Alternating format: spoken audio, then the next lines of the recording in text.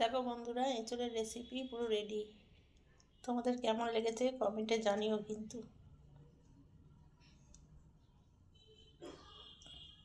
একদম রেডি হয়ে গেছে, পারফেক্ট।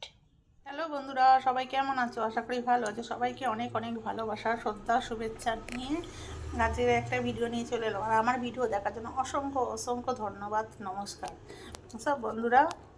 দেখো আজকে আমি কি রেসিপি বানাতে চলেছি। এখানে আছে এঁচোড়, এখানে আলু, পেঁয়াজ, আর এখানে আদা রসুন বাটা, টমেটো আছে। চলো দেখে নেওয়া যাক কি রান্নাটা করি কিভাবে। ঠিক আছে তো বন্ধুরা, কড়াই তেল দিয়ে দিয়েছি। এবার আমি এঁচোড় দিয়ে দিলাম কড়ার মধ্যে। এবার এঁচোড়গুলোকে আমি ভালো করে ভেজে নেব, ভালোভাবে ভেজে নেব। দেখো বন্ধুরা, এঁচোড়গুলো মোটামুটি ভাজা হয়ে গেছে, বুঝেছো? এবার এঁচোড়গুলোকে আমি নামিয়ে নেব। মানে যত সুন্দরভাবে ভাজা হয় তত টেস্টি হয় তরকারিটা খেতে।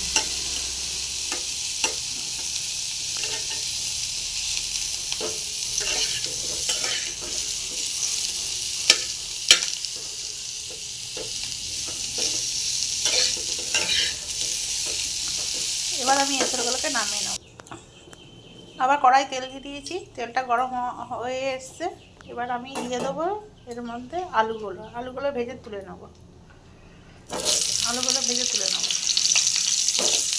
দেখো বন্ধুরা, আলুগুলোও ভাজা হয়ে গেছে আর এঁচোড়ও ভাজা তুলে নিয়েছি। এবার ওই তেলের মধ্যে আমি জিরে আর তেজপাতা দিয়ে দেবো।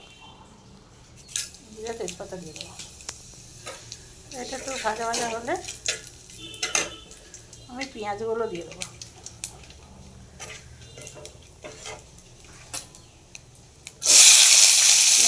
পেঁয়াজগুলো ভাজা পর্যন্ত অপেক্ষা করবো।